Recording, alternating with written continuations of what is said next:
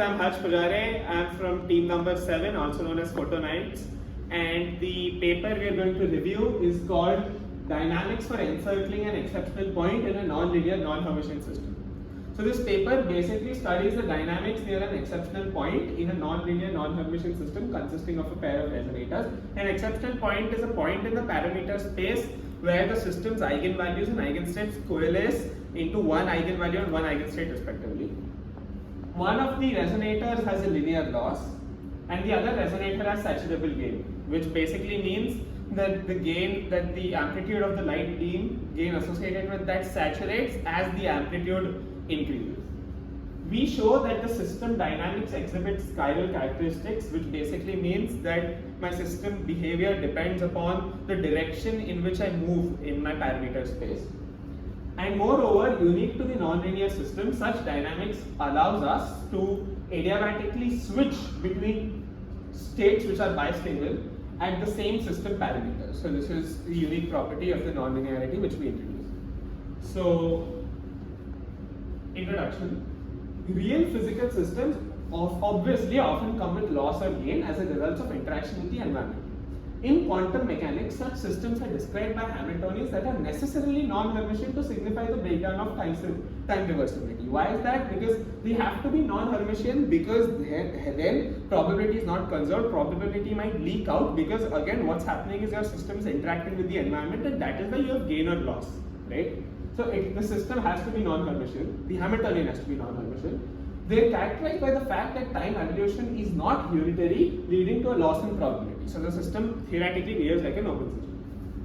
The subset of such non-Hermitian systems that are PT symmetric show interesting and counterintuitive phenomena as we change the system parameters. Most of these phenomena are related to the existence of an exceptional point in the system parameter space.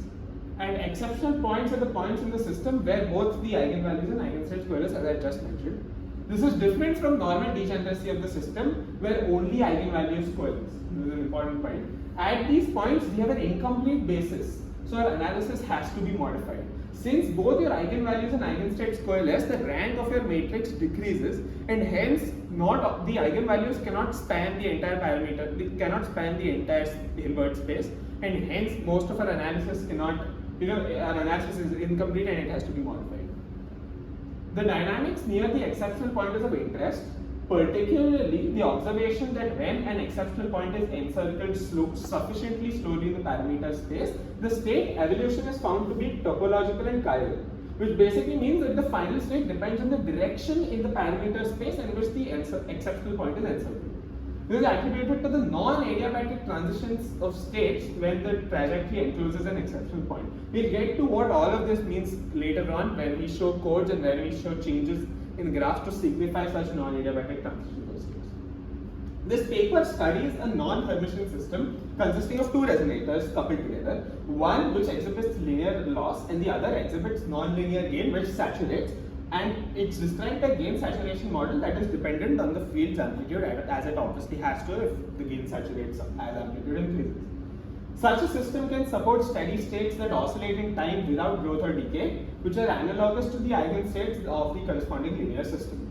One can also define an exceptional point in the system to be the state where two steady states coalesce. We're going to get to this. The paper studies the dynamics as the system parameters encircle such an exceptional point. Since practical gain media saturate as the signal intensity increases to a certain value, including gain saturation in the study of non-Hermitian systems reflects a more realistic scenario. It just makes more sense to have your model represent reality. So the model looks like this. You have two resonators with natural frequencies omega 1, omega 2, resonant frequencies omega 1, omega 2, and both of them are coupled together, right? One resonator has a linear loss, while the second one has currently linear gain as we are looking at the linear case. The Hamiltonian looks like this, where you have omega 1, omega 2, you are coupling on the off-diagonal terms of the Hamiltonian, and psi 1, psi 2 represent the amplitudes of the two modes. The real parts of the eigenvalue lambda of the Hamiltonian are oscillation frequencies, and the imaginary parts of the growth or decay rates of the corresponding eigenstates. Why is this? This is because when you solve your Hamiltonian, you get here psi, which is your final state, to be psi 1 e to the power minus lambda 1 t plus psi 2 e to the power minus lambda 2. So if you have and you have an I here, right? So if you have lambda 2 being imaginary, you are going to get gain or loss terms, right?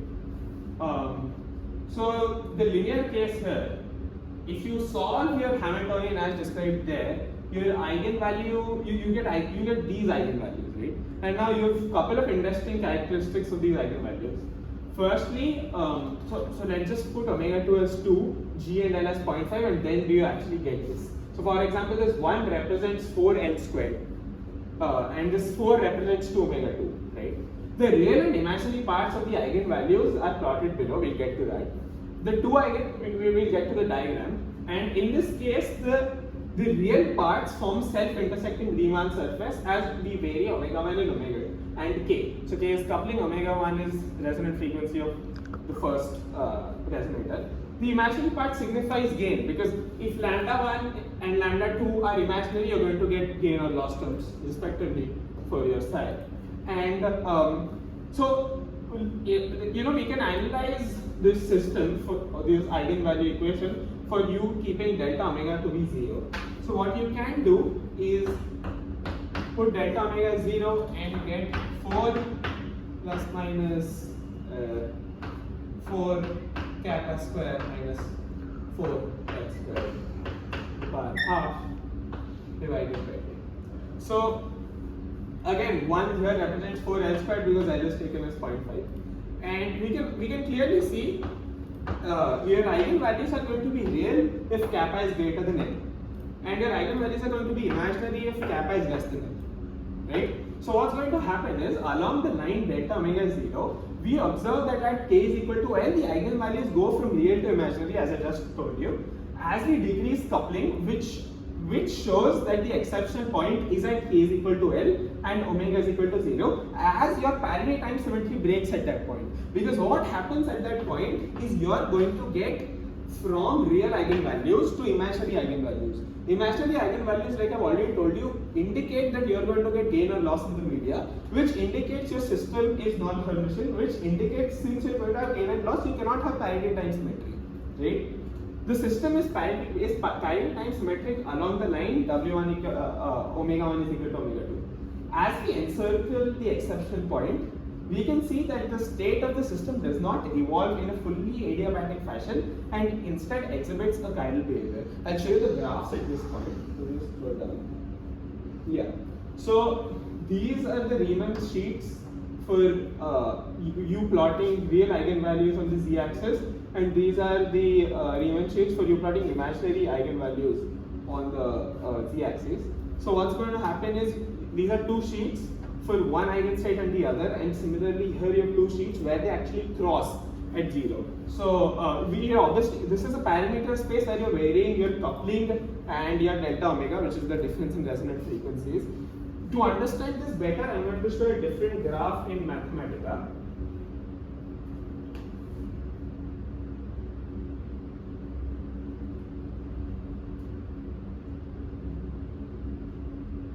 Right. So these are some graphs in Mathematica.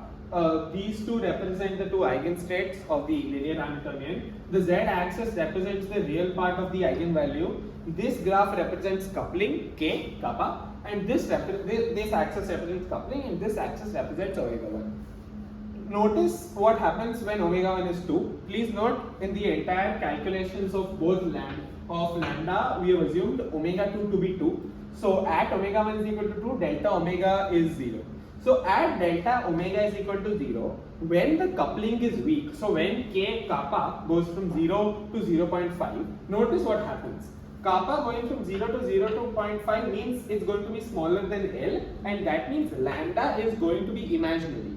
When lambda is imaginary, you only have one value of the real part of the eigenvalue, which is going to be 4, right? So till 0.5, a real part of lambda has just one value at omega 1 being 2. But note, after the coupling becomes strong, after kappa goes beyond 0.5, what happens is this value turns real. So that means that you have two distinct real eigenvalues of our system, and hence there's a bifurcation at this exceptional point. Hence what happens is that there are two values for the real eigenvalue in the strong coupling regime after kappa being 0.5 for a particular case, right? So this is unique, this being the exceptional point. Let's analyze graphs which talk about the z-axis being the imaginary part of the eigenvalue. Again, this is imaginary part of the eigenvalue, this is kappa, this is omega 1. Again, let's look at features at omega 1 is equal to 2. Note that this is one eigenstate and this is the other eigenstate. At omega 1 is equal to 2, what happens is in the weak coupling regime, you have the imaginary part of this being in the strong coupling regime, you have the imaginary part of the eigenvalue having one value. Why? Because when the coupling is strong, this means there are two positive real eigenvalues, and hence the imaginary part of the eigenvalue is 0. But before kappa is 0.5, in the weak coupling regime, you have again a bifurcation at kappa being 0.5. You have two distinct values for imaginary part of the eigenvalue, because again your kappa is less than 0.5 and L is 0.5, hence lambda is two distinct imaginary eigenvalues. This is what you see. Also notice that at omega 1 being 2, so at the plane of delta omega is equal to 0, for this eigenvalue, since your imaginary part of the eigenvalue is plotted here and it's centered at 0, when your parameter space crosses this, as you vary omega 1, when you cross this, here where imaginary part of eigenvalue is positive, this means this, the imaginary part is positive, and hence what you get is gain. So for this part you get gain, but here after you cross omega 1 is equal to 2, you decrease omega 1. What's happening is you are having loss in that eigenstate, and similarly for the other eigenstate, which is this, what's happening is as you increase omega 1, you go from a gain state to a loss state here. So yeah, this is what these graphs have to show. Let me move on back to the presentation.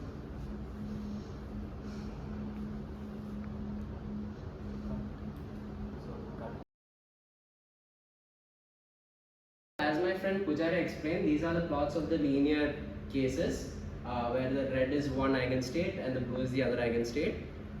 So as we move around, so these are the same graphs in this paper. So these are the real parts of the eigenvalues. If it's loss, it's colored blue, and if it's gain, it's colored red, as Pujari explained. It transitions from loss to gain and gain to loss as we move across, right? So now encircling this, we'll see that. So first, the quantum adiabatic theorem states, what do you mean by adiabatically encircling? It means that so each point has a new Hamiltonian, right? So how do you know which state will correspond to? So if we so after we rotate it, so if this was our initial states, if these were our initial eigenbases and our initially we were in this state, say. So now after moving slightly, our new eigenbases would be this.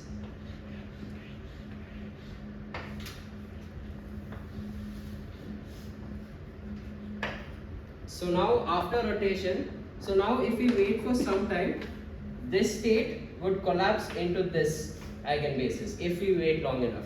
And the adiabatic theorem says that it will do this provided that we are doing this slowly, and the difference between these two is significant. Like we have a gap between the eigenstate and the rest of the Hamiltonian space, right? So so this will be our new eigenstate, right? So we can see, so if we start from this point at the top and we move in a counterclockwise direction, we'll see that each state that is satisfied, so it will, so but over here our system has gain and loss. So in this time that it takes to collapse down, it will gain or lose some probability of this state. Right, so if we start here and if you are initially in the top plane, as we move to the right, it's in the gain state. So the probability is being gained in this state, so it will continue collapsing to that same state. So that happens until we reach this point. At this point, the eigenvalues become the same, right? So then the theorem is no longer valid for that point since there's no gap. So then how do we know which plane to go after it moves here? It just collapses to the state that has gained, so that in that time period, the state which gained probability, it will go to that state. So we'll see that implies a switching of states, right? So as we make one counterclockwise rotation, we see that we switch states back to the rotation, right? What happens in the clockwise rotation? So we start from the same point, and when we move clockwise, we see that for some time it still stays in the same state, but since this state is a lost state, in the time it takes to collapse here, it loses some probability continuously, and this state will gain some probability, right? So after that happens enough times, at some point P, this state will have more probability for it to collapse into that. So it will transition to this state non-adiabatically, like it will switch to this state, right? So that's a non-adiabatic transition that's observed in the clockwise rotation. So then it transitions to the lower state, rotates, the same switch happens when the eigenvalues become the same, and then when we see, when it comes back to the same point, we see that it remains in the same state. So the final state is dependent on the direction of an encirclement. That means that chirality is observed here, and so it's dependent on the path taken, but not on the specificities of the path. So we can go like this, like over here we can do whatever we want, but the final state will be the same. But still there is a chirality. This is due to this non-adiabatic transition happening over here. So that's the linear case. So now we move on to the non-linear case. Right. So in the non-linear case, what difference we make is that this was our Hamiltonian, right? In this Hamiltonian, we changed this G to be a non-linear G that saturates after some point. So the paper used this saturation model, where A1 is the amplitude of psi 1, so A1 is mod psi 1, right? So if you put A1 equal to 1, we see that G becomes G1. So G1 is the gain of unit amplitude. That's G1, and this G10 is an intrinsic loss. So it can't gain infinitely. There is some loss that will always be there in the system. That's this factor of G10. So this is the model that they used. So now with this model, we calculate the eigenvalues of this Hamiltonian. So working out the math, we get the eigenvalue equation to be this, which is basically determinant of this minus lambda. It's just determinant of this matrix. That works out to be this. That works out to be this. And so we see this equation has a real part and an imaginary part, right? But it has the lambda here. So in the nonlinear case, we are searching for steady states of the system, right? So we argue, so the steady states mean, so there is a state I psi. So from the Schrodinger equation, we have I psi is equal to h psi, and the steady state means that h psi equal to lambda psi, where this lambda is real. So that means in the final equation we have psi, is it visible? Yeah, psi is equal to e raised to minus I lambda t into psi 0, and this is psi of t, right? So it just adds a global phase. If it's real, if it's complex, then this has a gain or loss, which means that it's no longer a steady state, right? So we argue that the steady state solutions are the states in which the eigenvalues of this Hamiltonian is real. So using that equation, we have this equation has this real part and this imaginary part. So equating this imaginary part to 0 and this real part to 0, we get these equations, right? Yeah, so we get these equations, and from this equation we can simply get g equal to L into omega 1 minus lambda into omega 2 minus lambda. This gives us a value of g. So g is determinant on the amplitude, right? So it's a free parameter, more or less. The amplitude of the steady state is determined by lambda, is in g, which is determined by lambda, right? So plugging the, and over here we are assuming lambda to not be equal to omega, obviously, because we are dividing, right? So we substitute this value of g here in the real part equation, right? This should be kappa square, right? So then plugging that back and then multiplying the entire equation by omega 2 minus lambda, we get this equation. And if you notice, this is a cubic equation in lambda. So we can have up to 3 steady states of the equation. And now we plot this cubic equation, and we get this. So this is the code for the plotting, and we get this to be the manifold. The colors represent the stability of the steady states, which we'll get to. So an easier way to show this is here. Yeah. So this is the cubic equation for omega 2 equal to 2. And so the x-axis is the coupling rate kappa, and the y-axis is delta omega. Right, the y-axis is delta omega. So we see this distinctive shape, and the shape is very similar.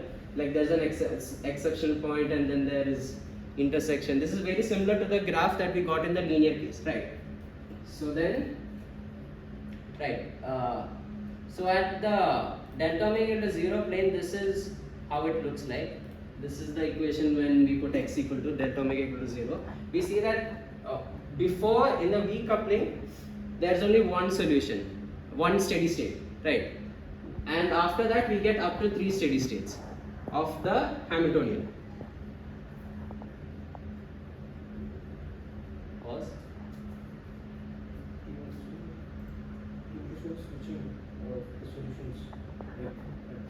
Okay, now the new ones, right?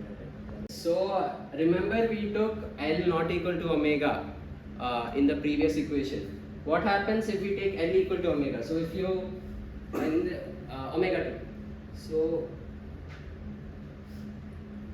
in this equation, if one of these is 0, in this equation, if one of these is 0, the other has to be 0. So L equal to omega 2. So that necessarily implies this only happens on the omega 1 equal to omega 2 line, right? So in the omega 1, so let's just call that value of omega. So if this becomes omega minus lambda Lg, right? So now what happens is, if L not equal to omega, in the omega, so obviously L equal to omega is a solution to this equation.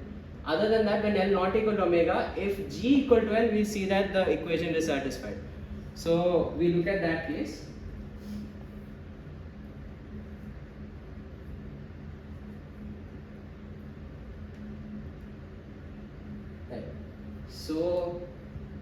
So in the G, so if lambda not equal to omega, there is no point in talking. If lambda not equal to omega and G equal to L, we substitute that value back in our equation, and we get this equation, right? And we get these solutions of lambda from the real part equation. So if you look at this equation, you will see that this is only real if kappa is greater than L. If kappa is less than L, this solution becomes imaginary, which contradicts our initial thing. Like these have to be real. If those are imaginary, those are no longer stable states. So we can also see this in the behavior of the graph. So the blue one is the del omega equal to 0 axis ka graph. We'll see that in the weak coupling region, there is only one solution, lambda equal to omega, and in this, as we increase coupling, we'll see that there is a bifurcation at this point, and we call this point to be the exceptional point. And if you see, that exceptional point is at delta omega equal to 0 and kappa equal to L, which is the same position in our linear case as well. So that's a nice correlation to have. And now Soham, another member, will explain the stability of these steady states. Now, to calculate the stability, we perturb the steady state by perturbation rho 1 and calculate if the perturbations die out or they increase. If the perturbations die out, the steady state is stable. If the perturbations don't die out, the steady state is unstable. Okay. So in the Schrodinger equation, we replace psi 1 prime, psi 1 by psi 1 prime. Psi 1 prime is psi 1 plus rho 1 and psi 2 by psi 2 prime. Psi 2 prime is psi 2 plus rho 2. This is how the Schrodinger equation will look after we add the perturbations. Now, the main thing to calculate here is the new G prime in the Hamiltonian, because that depends on psi 1. So our G prime will completely change for this case. So G prime is given by this equation. Here we have replaced mod psi 1 square by psi 1 plus rho 1 times psi 1 star plus rho 1 star. Okay. Now we expand this. We take 1 plus mod psi 1 square as common and we get this. Now we Taylor expand this to get the new G. Also, we have to ignore the second order terms, the rho 1 star terms, because rho 1 is small.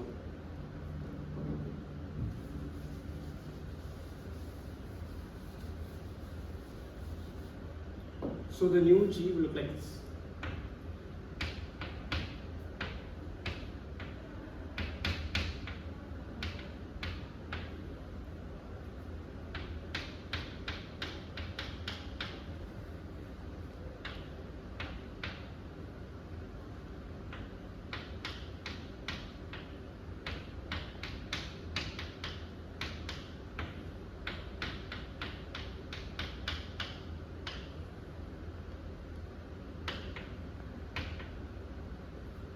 So this will look like this. So now this minus this is just the original G. So this will look like this.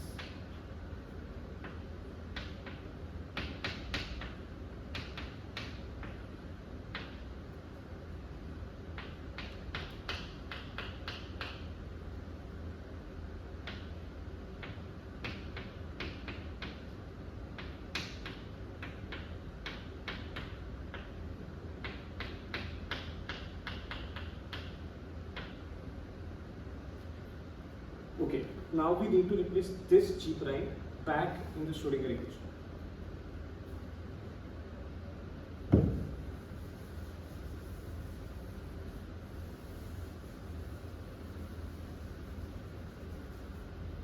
So first equation will look like this.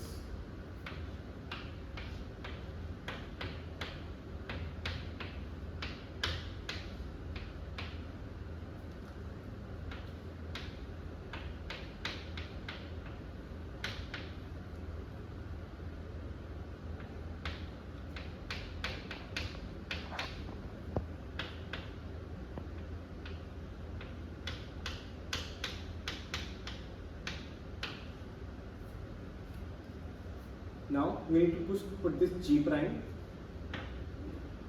here and then isolate the terms corresponding to rho 1 star and rho 2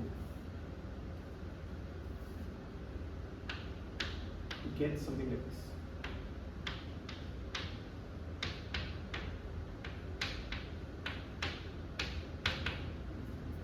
Also, when we do this, we need to ignore all the second order terms.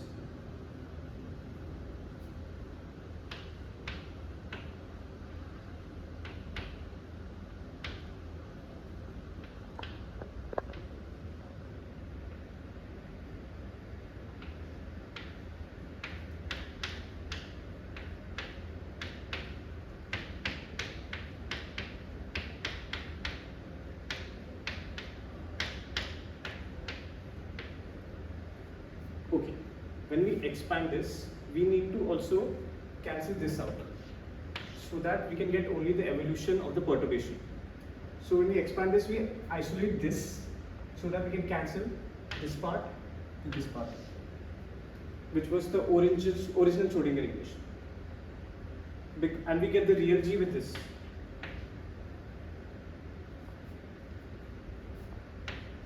So finally, our evolution will look like this.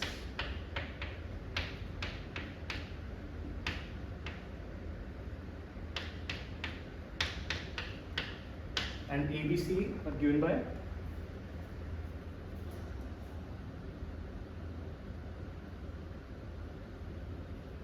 these equations which you have calculated.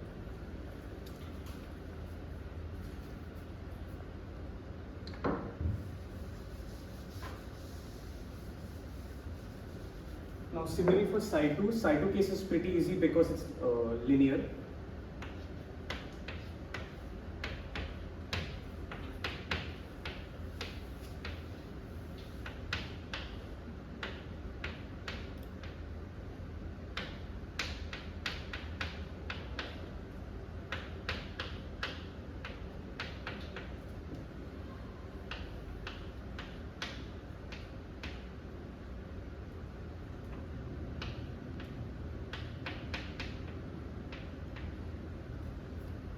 So as this is linear, this is pretty easy. So the psi 2 dot 2 will cancel out by kappa psi 1 and omega 2 minus iota L times psi 1. So finally we'll just get this.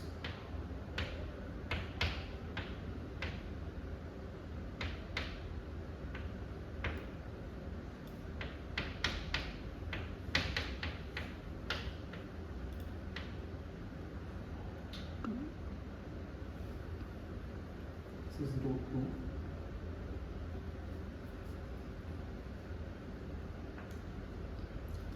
So as we can see, C is will be minus iota kappa and D will be minus iota omega 2 minus L as we switch this iota to here. So we have expressed rho 2 dot as C rho 1 plus D rho 2.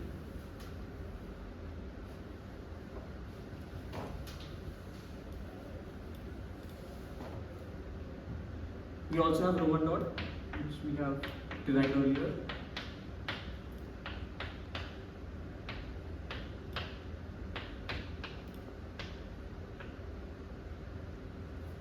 Okay. Now we use these to get the time equation.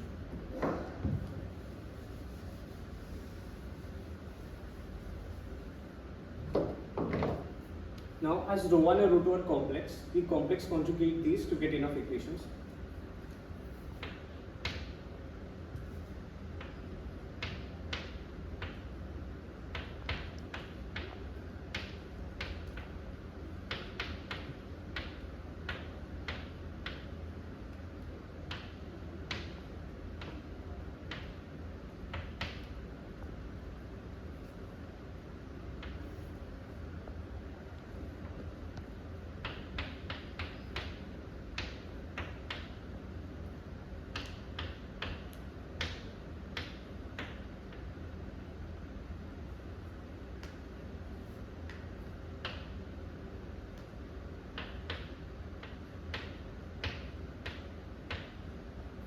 Okay, now we have these four equations. As you can see in this matrix, rho 1 dot corresponds to A rho 1, B rho 1 star, C rho 2, as we have given here. Rho 1 star dot corresponds to B star rho 1, A star rho 1 star, C star rho 2 star, and corresponding the rest.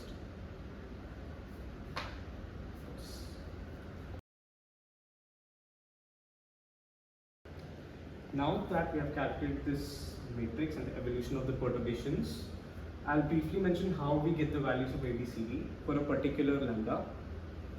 So, as we know, G is dependent on lambda in steady state, as we derived earlier, and G and psi 1 is in the equation of G. So, we can calculate both for a particular lambda. So, for the steady state to be stable, all the eigenvalues of this equation should be less than 0, because all perturbations should die out. Even if one doesn't die out, it will be an unstable state. Now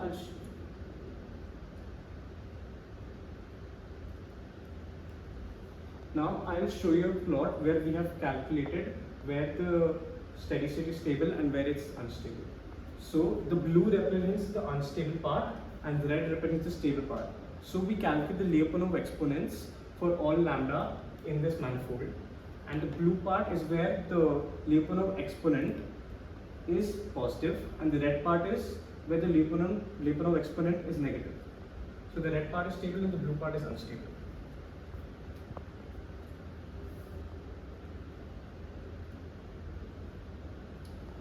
Here we also have a code, so we have given a particular input of lambda, omega 1 and kappa. Here we also have omega 2 and lambda. We can calculate the Lyapunov exponent for a particular lambda. So lambda is 3.6, which is in the manifold. Omega 1 is 2.25, kappa is 1.5, and omega 2 is 2, and L is 0.5 as given in the paper. For this particular lambda, we get these as a Lyapunov exponents. So we can see the real part of all 4 of the Lyapunov exponents are negative. So that means this is a stable steady state. Now we do a time evolution of a general state. So the Schrodinger equation which governs that is given by this equation. Now for this case we want to separate the amplitude and the phase part. So we write psi as amplitude times e raised to iota phi, where phi is the phase. So we differentiate this with respect to t and multiply by iota to get these two equations for psi 1 and psi 2. Then we put these back into the Schrodinger equation.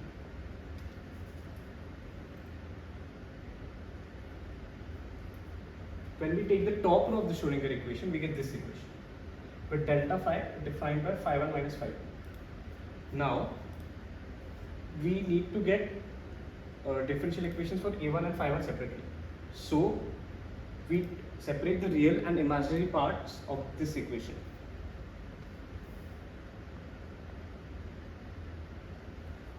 So when we separate the real and imaginary parts, the imaginary part will give the amplitude equation and the real part will give the phase equation.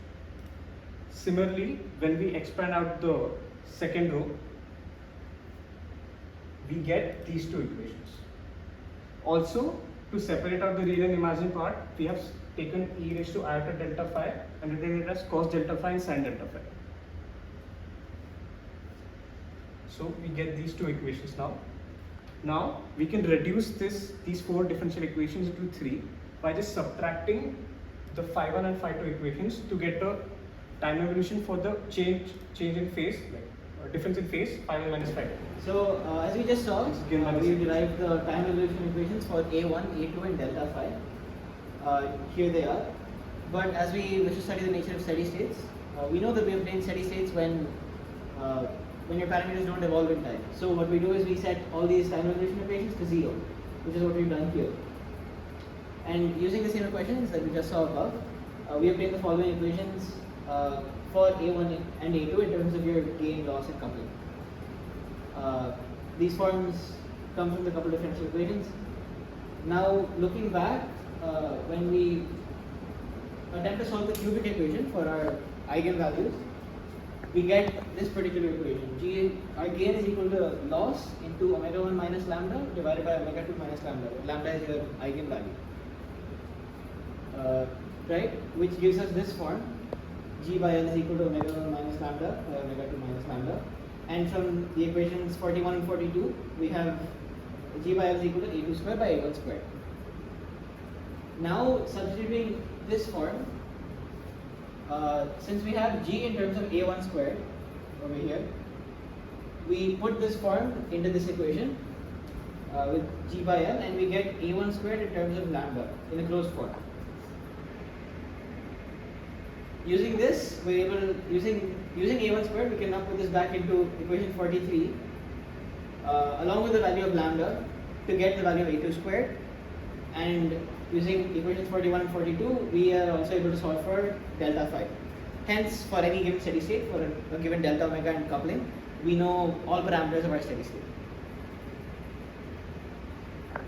Now that we've seen some of the mathematics of the nonlinear case, we can compare it to the linear case. Right, so here we have the manifold for the linear case and then we have the manifold for the nonlinear case. As you can see, the gain state, the red manifold here, looks very similar to the stable state manifold, the red manifold there. We also see that the exceptional point is in the same place, and that as you cross from a positive detuning, a positive delta omega to a negative delta omega, there is switching in both cases, in linear and nonlinear. The only difference there being that in the linear case, there is a very clear bifurcation in your detuning, versus in your nonlinear case where there is an overlap. We now encircle the exceptional point around the point 0, L, which is depicted by these equations here. We also make sure to encircle the point sufficiently slowly because we're trying to maintain the adiabaticity of the dynamics. As we see in the paper here, the red states correspond to the stable states and the blue states correspond to the unstable states. Hence, while encircling the exceptional point, we notice a certain chirality. When we're going in the clockwise direction, our state always remains stable, and hence we end up on the bottom part of this red manifold.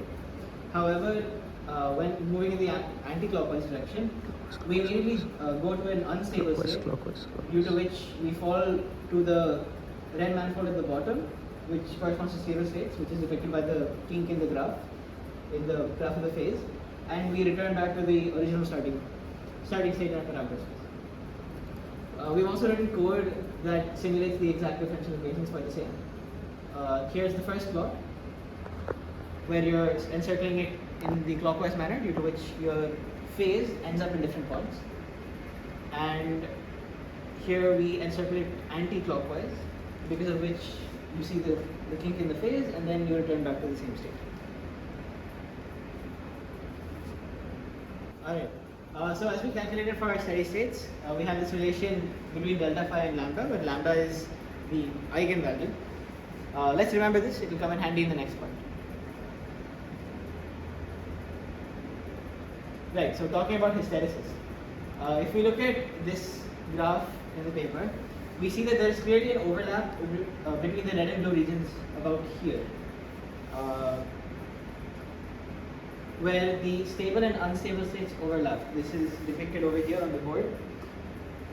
So what we do in our simulation is we vary delta omega starting from minus 0.45 to plus 0.45, and this is what the manifold looks like for the given kappa, 0.85.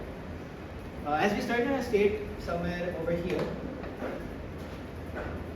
we move in the rightward direction, and once we come to this region near delta omega is equal to 0, which is this blue line over here, we see the bifurcation in the solutions to that cubic equation, which gives us 3 possible eigenvalues. However, of which 2 are stable, 1 is unstable. Therefore, the system must be in one of these 2 states. However, the state must adiabatically continue to remain in the manifold at the bottom as it approaches from the rightward direction. Once it reaches this point,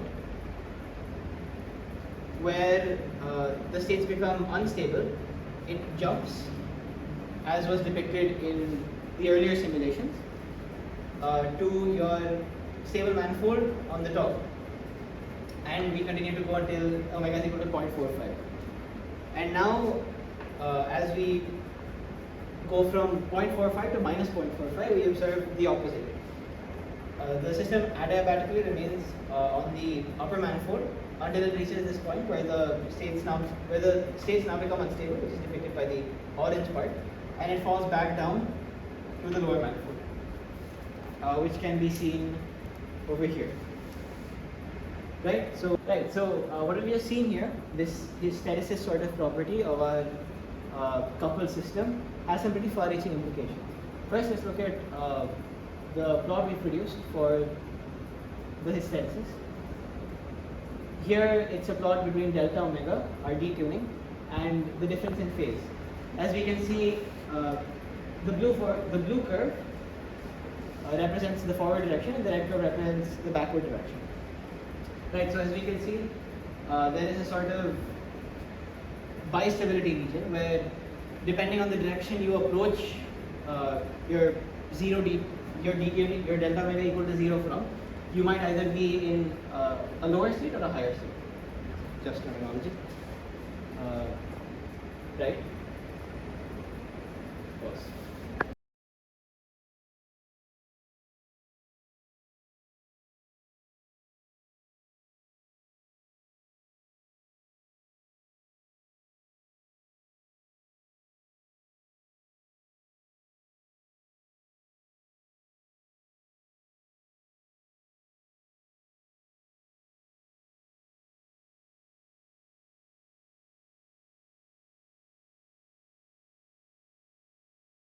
our analysis have been fully theoretical. Now we'll see some methods to implement this in the real world. So our resonators can be in two lasers. So you can see that standard lasers will prefer low gain thresholds, but this is not always favorable, since the frequency of the low gain threshold will always saturate first and dominate all other frequencies, which is not exactly stable. So in our case, the gain threshold is related to the gain at unit amplitude term G1. So we can see that by from here we can see that as we increase G1 term, we get more and more of an overlap. So the width of the hysteresis curve basically increases as you increase G1. So we can see that these states are all low frequency states and these states are all high frequency states. Actually no, this is a delta phi graph. So these states are high frequency and these states are low frequency. So suppose you start in one of these points at the of your laser, that's a low frequency state. As you change your delta omega, you can come down basically to the low high frequency state that has a higher gain threshold. So we can a more intuitive explanation is, so for here, suppose we are at this parameter space, we can see that the lower point has a low gain threshold and the higher point has a higher gain threshold. The lower point is in like blue region and the higher point is in like green region. So we can basically switch between these two states by varying our delta omega, which is a very convenient way to achieve optical flip-flops and bistable switchings. So this is one major application where this is used. This can be used in optical switches and memory. Also, like so our different, we have two stable states and we can switch between them. So each of the stable states can have different output modes, can have different properties, etc. Right. So now, what else can you do with this? So the paper just looked for saturable gain.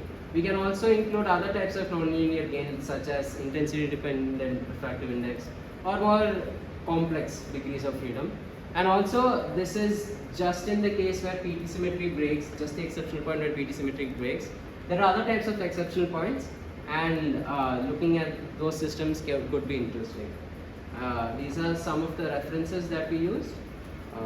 And that's it. Thank you.